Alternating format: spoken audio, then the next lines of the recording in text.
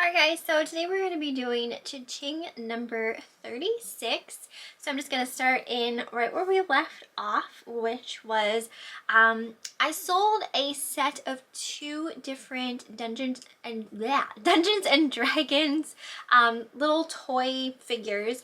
Eric and I just recently purchased these at Walmart on secret clearance. So if you do not watch my Walmart secret clearance videos, definitely check them out so you can get in on finding some cheap stuff at Walmart. This video might go up before my last Walmart secret clearance or after. So if you don't see the footage of me finding these I cannot say Dungeons and Dragons. I apologize for that. Anyway, if you don't see that footage yet, it will be in an upcoming video. So anyway, these sold for $18.99 and we lotted them up as a set of two different boxes of figures. And altogether we spent $5 on them. It was $3 for the larger box and $2 for the other box. So $5 altogether. And we got a couple of boxes. We didn't buy all of them. But yeah, it was exciting to have something sell that we, got from Walmart. So a little bit of retail arbitrage, which I don't do like super often, but I'm kind of starting to with the Walmart secret clearance. Next item I have is a tie, which is so surprising. It always surprises me when I sell a tie because I feel like I rarely sell them. Like I pick them up sometimes and they just sit and sit and sit and sit and they just don't sell. And this one was a really nice one. It was a BUGATTI tie. It took forever to sell, but it did sell at $12.99. So not a whole lot, but you can typically get ties for pretty cheap. Even at thrift stores, they usually don't cost a lot. This one here, can't say for sure if I got it at Goodwill or, at a fill-a-bag rummage sale, but I'd say maybe $1.99 at most I would have spent on that. The next item was probably my largest sale from this cha-ching. I sold a Trump Monopoly game. This was brand new, still sealed. This sold for $299.99. So not just because this is Trump, but Monopoly games in general, especially like, the more obscure type ones, if they are sealed, there are some that do sell for a lot of money. So that was a great sale. Unfortunately, this game was not mine. I actually sold this for my neighbor lady. It belonged to her mother. So as soon as, like I already shipped the game and everything, but as soon as it reaches the customer and, nothing happens where they'd like want to return it or something like that, I will be paying her the money. Obviously, I do take out, obviously, shipping costs and tax and my fees and stuff like that, and then she'll get all of the rest. I don't know if she'll give me anything for listing it for her or not. I mean, I'm not expecting her to. It would be awesome if she did, but like I said, I'm not expecting her to. I actually like to take care of her cats a lot when she goes away. I cat sit for her and I love, love, love her cats so much. So much so I'm gonna like put their pictures in this video because I adore them so much. The black one's name is Tucker and the black and white one's name is Harry. And like I said, I love them and she pays me really well to take care of her cats and I'm so thankful for that. So as much money as she has given me over the years for taking care of her cats, she does not need to give me anything for listing this for her. So that was a really good sale. I think that's way more than what she expected to get for it. So I hope she's excited about that. Next thing I have is a Ralph Lauren polo comforter. I recently got this at Goodwill.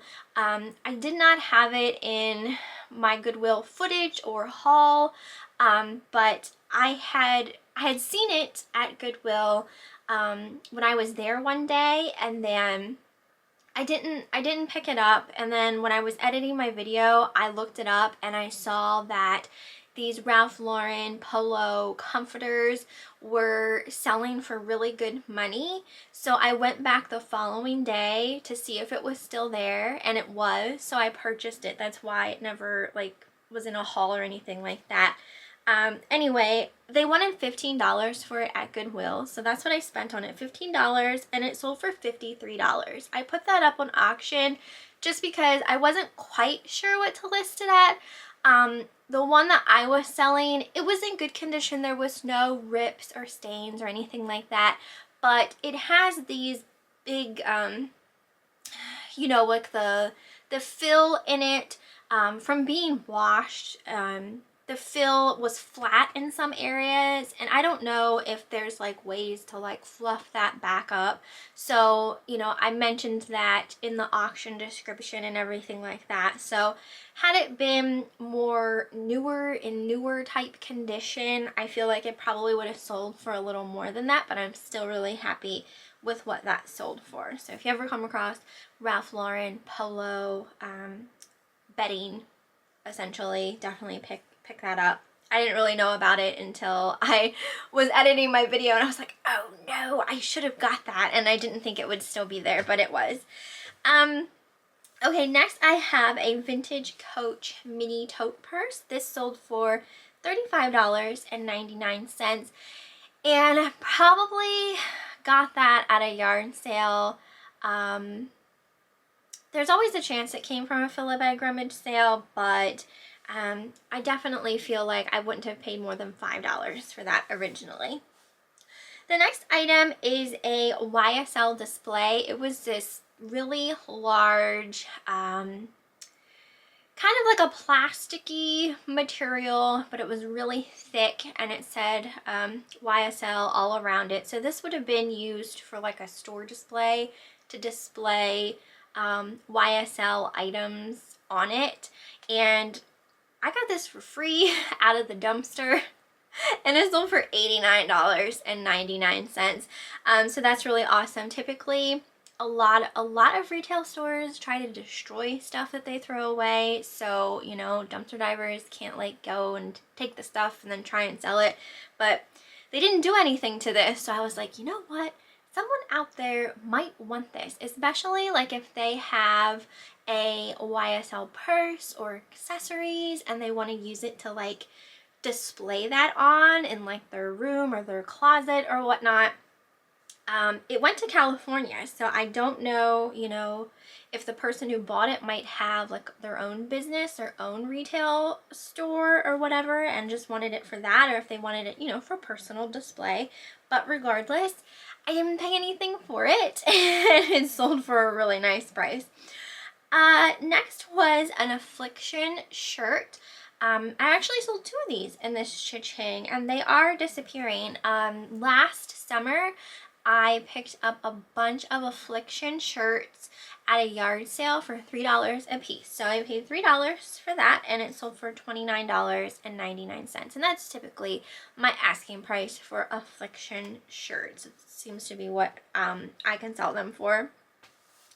Next was that Laurel Birch cat napkins. I just recently purchased these from Goodwill for 99 cents, and they did sell for $9.99. So those were really cute, and I know I had gotten a lot of comments of people saying like the different things that you could use for them, not necessarily just as napkins, but like crafting purposes and decoupaging and stuff like that. So it's hard to say, you know, what the person who bought it is going to do with them, but I just think it would be really cool if someone did something crafty with them because they were so cute. Okay, next was that HP printer ink. You guys know in one of my other cha-chings, this one was a returned item, and I wasn't sure like what condition I was gonna get them back in, because when I originally purchased them at a yard sale, someone had taped them together, and then the person who originally purchased them first wasn't going to keep them for themselves. I guess they were giving them as a gift, or, you know, gonna try and resell them themselves. And when they tried to take the tape off, it tore some of the cardboard from the packaging off when they took the tape off. So I got them back and I relisted them, and they resold again. Obviously, I put in the auction and took pictures of the places where the cardboard was slightly torn off, but everything was still sealed, so but they sold again at the $25.99 asking price, and I got those at a yard sale, and I'm pretty sure they were 50 cents a piece, so $1 altogether. I sold that BAMBI plush that I recently showed in one of my Goodwill hauls. This was purchased by a subscriber. I bought that at Goodwill for 99 cents and it sold for $12.99. That was really cute as well. I definitely feel like I can't wait until obviously yard sale season starts, but plush is something that I really want to start looking at a little more when I'm at yard sales, because typically when I'm at yard sales, sometimes, like, you know, I'll see a big bin of plush and I don't always want to like get down on my hands and knees and dig through it, but I kind of want to take more of a look at plush once yard sale season starts back up again, or even, you know, when I'm thrifting. But with thrifting, I don't know about you guys, but it definitely depends on the thrift store. Sometimes you go to a thrift store and they have all different plushes like in a baggie, like a clear bag, and then you have to buy like every one in the bag even if you don't want all of them, and it's just kind of harder to see what's in there and like look at the tags and even condition of the item, which I don't like when they do that. And then there are some places where, you know, they have their plush just out, and I prefer that, though sometimes, like, I've been at thrift stores where like they have these huge just bins full of plush, and it's so hard to really dig in there and look through it. It becomes slightly overwhelming to even look at plush, in my opinion. Next was a shirt. This was a tank top.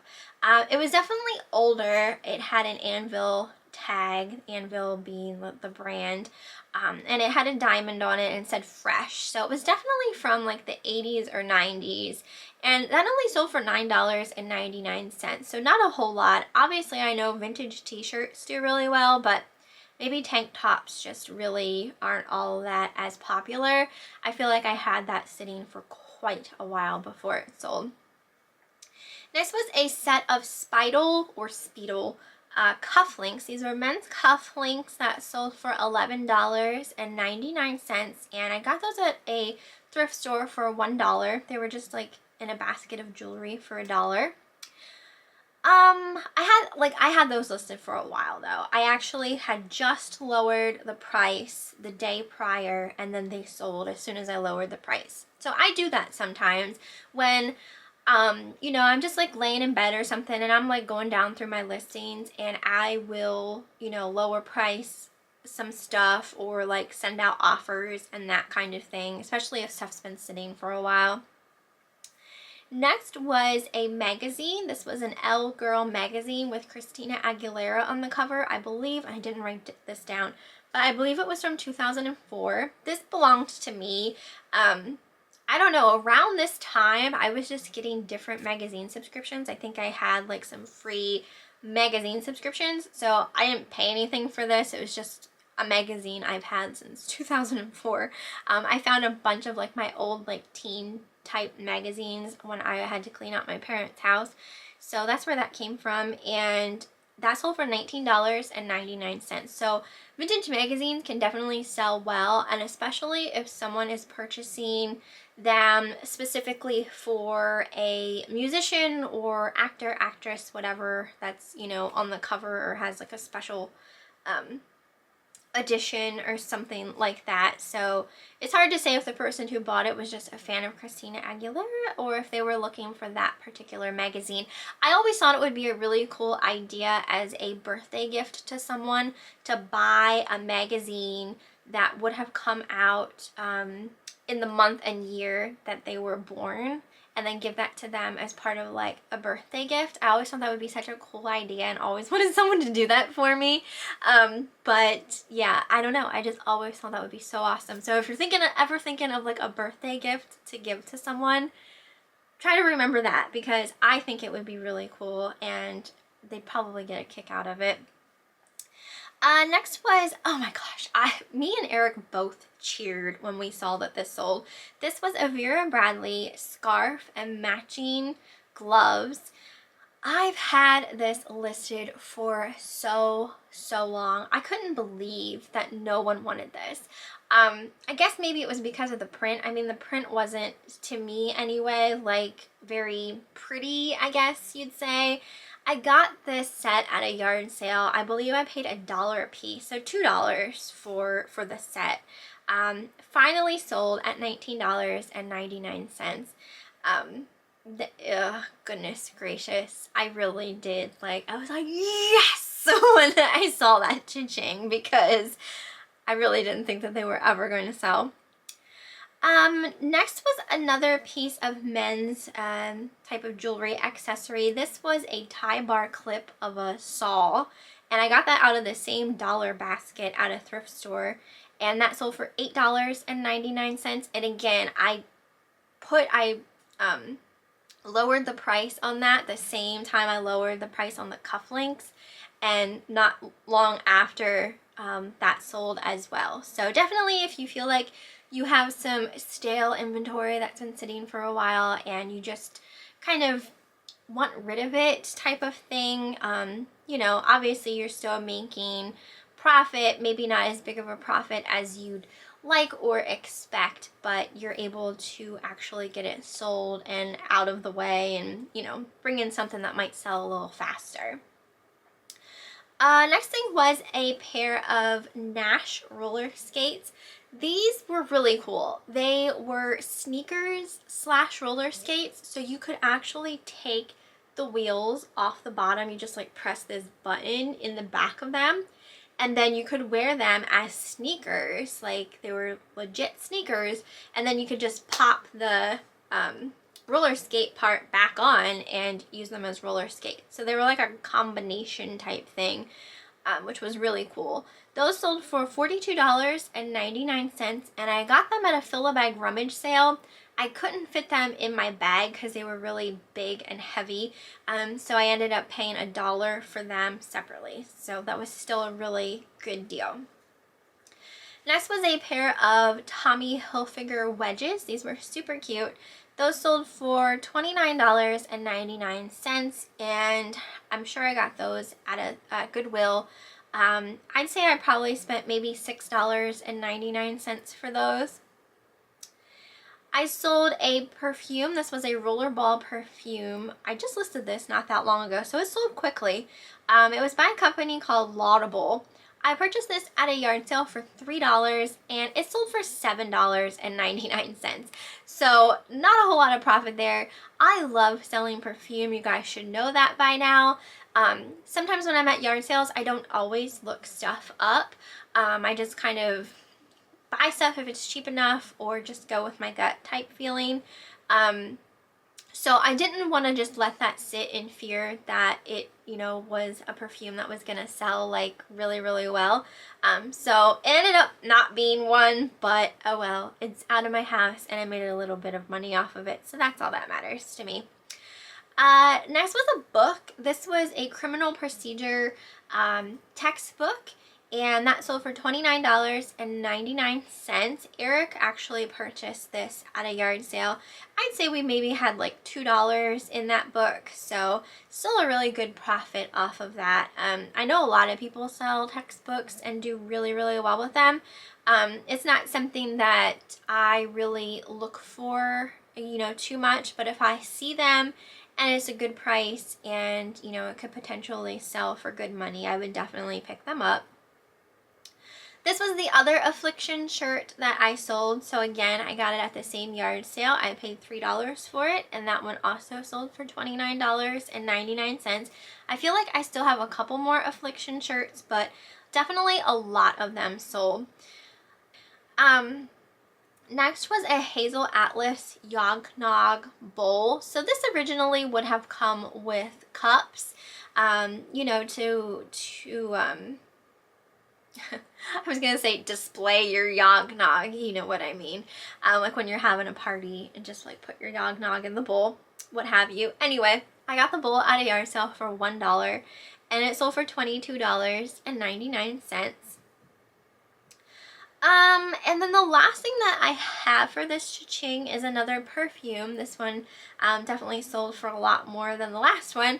This was a Givenchy Organza perfume, and this was a vintage perfume. I paid $1.99 for it at the thrift store, and it sold for $39.99. So that's everything that I have for this cha-ching. As I stated, since I'm so caught up with my cha-chings, I pretty much, whatever ended was like literally the last thing that I sold type of thing. So anyway, as far as just things to talk about that, problems that have arisen or just things I want to talk about, in my last cha-ching I had told you guys that I had sold one of those Van Craig Kurt Adler ornaments to someone named Van Craig, and I was like so wondering if it actually was the creator of the ornaments. So I messaged them. Well, first I googly stalked them slightly, so embarrassing to admit, but I looked up their address into Google Maps, and it was actually the address to the Van Craig art gallery. So it's definitely Van Craig, either himself or, you know, someone who works at the art gallery essentially for him. So I'm pretty sure it's him. Anyway, I messaged him and just kind of like, I asked if, you know, he was the creator of the ornaments, and I kind of just gave him background story of how I obtained the ornaments, and just like asking if he still, you know, was designing things, and how I just loved his work, because I just love, like, everything that he makes is very whimsical, and I just love the whimsical look of the things that he designs. So I did get a message back saying that he was really busy, and that he thanked me, and then said that he would write back, you know, when he had some time. So I haven't heard back from him yet, but when I do, I'll definitely let you guys know like what he said, and, you know, anything like that. But that's just really exciting. I guess to me, like, I just figured people who, whether it's celebrities or whatnot, or people who design things, I guess I just always assumed that they would have copies of their work. But I guess that's not always the case. Maybe like when they do commissions for people, they don't necessarily get the pieces themselves for like free or whatnot. But anyway, I thought that was really cool, so I'll keep you guys informed of that. And then the only other thing I have to talk about, and I wasn't even really going to mention this, but I want to talk about everything that involving eBay, and the good, the bad, the ugly, that kind of thing. So I recently received a negative feedback. This was from a shirt, you guys, if you watch all my cha-chings, you saw that I had gotten a return on a shirt. Someone wanted to return it because they said that the shirt was a women's and I had it listed as a men's. I had the measurements, like all of the measurements in my auction listing, so they definitely could have went by measurements. Obviously I felt horrible because I did not realize that it was really a woman's shirt and I had it listed as a man's. So I accepted the return, and they sent the shirt back, and I gave them a refund. I thought that was pretty much it as far as that goes, but they left me a negative feedback. I just saw yesterday that they left me a negative feedback because of it. So I was kind of taken aback, like, okay, like, you didn't, I mean, I feel like, I do feel bad that, you know, they kind of wasted their time bidding and buying and having to ship back to me for the refund and everything like that. I get that, I understand that, but they didn't lose anything. Like, I gave them their money back. So I'm not quite sure how, you know, me as a seller is supposed to make someone like that happy. Like, I feel like there's no way to make someone like that happy. I mean, maybe I'm not seeing something and, you know, I did something horribly wrong by listing this wrong, listing a shirt wrong and giving them their money back. I don't know, but I was just kind of like, whoa, a negative feedback? Like, maybe a neutral for, like, you know, wasting their time slightly. But a negative, like, I could understand if, like, I didn't refund them or something, but I did. So I don't know. I will say negative feedbacks now, neutrals or negatives, do not bother me one bit. Like, I'll see it and I'll be like, okay, you know what I mean? Like, usually it doesn't make sense when you get these types of feedbacks.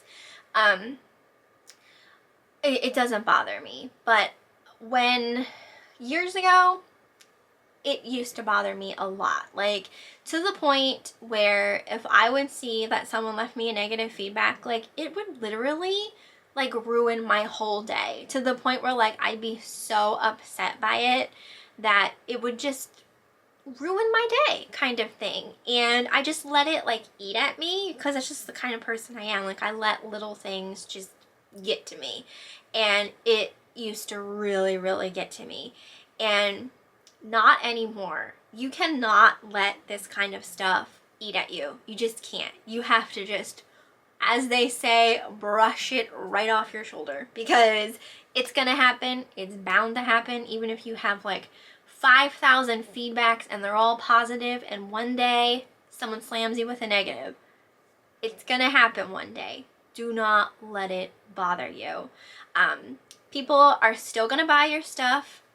Buyers rarely, I would say, ever even look at feedback or even take into consideration, like, okay, this person has like 6,000 feedbacks and like one negative in the past 12 months or something. Like, that one negative isn't gonna like deter them from purchasing something from you. As a buyer, you're fully protected on eBay. So there's nothing that seller could do where you wouldn't get your money back if something came broken or, you know, something was wrong. As a buyer, you will always win a case, essentially, on eBay. So, you know, don't let those people with their negativity try to ruin your day. I went through it, and it's not worth your time to worry about it. So yeah, that is pretty much everything for this cha-ching. I hope you guys enjoyed it. Let me know down in the comments if you've ever received a negative feedback and how it made you feel. Like, were you like me and you let it ruin your day? Or are you at the point where I am now, where you're just like, whatever? Because that's where I am right now. But yeah, I hope you guys enjoyed, and I will see you next time.